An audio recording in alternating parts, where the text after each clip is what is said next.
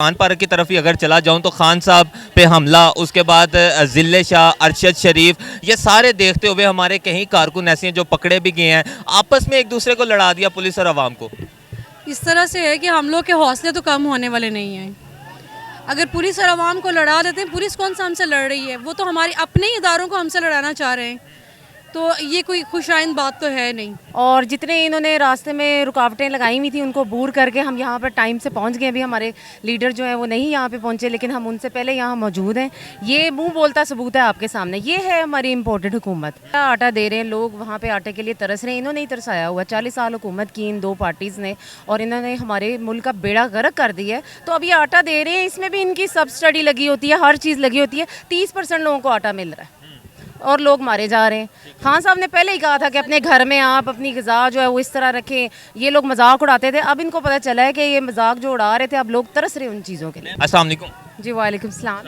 वालेकुम सलाम। मैम, सबसे पहले तो आप सबको मुबारकबाद पेश करता हूँ। कहा यह जाता था कि आज जो है वो जलसा नहीं होना चाहिए, राना साहब ने भी ये कहा था कि जलसा नहीं होना चाहिए, फिर भी एक पावरफुल क्राउड यहाँ पे मौजूद है, क्या कहेंगे इसमें?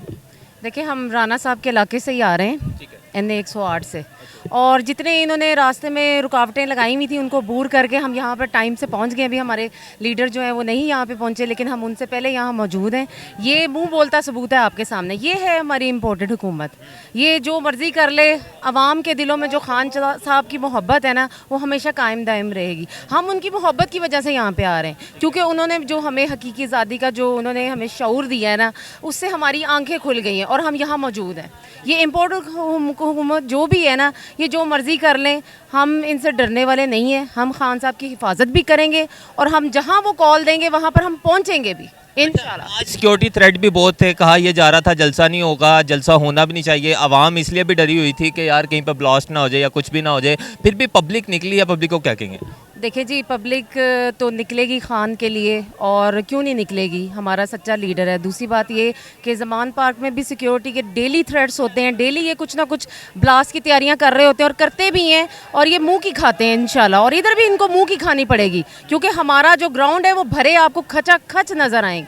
अच्छा मैं ज़ुबान पार्क की तरफ ही अगर चला जाऊँ तो खान साहब पे हमला, उसके बाद जिले शाह, अरशद शरीफ, ये सारे देखते हुए हमारे कहीं कारकुन ऐसे हैं जो पकड़े भी गए हैं। आपस में एक दूसरे को लड़ा दिया पुलिस और आवाम को। इस तरह से है कि हम लोग के हौसले तो कम होने वाले नहीं हैं। अगर पुलिस और आवाम को लड़ा देते हैं, पुलिस कौन सा हमसे लड़ रही है, वो तो हमारी अपने ही इदारों को हमसे लड़ाना चाह रहे हैं, तो ये कोई खुशाइंद बात तो है नहीं। लेकिन ये कि पुलिस ने भी मतलब कोऑपरेट तो काफ़ी हमारे साथ किया है।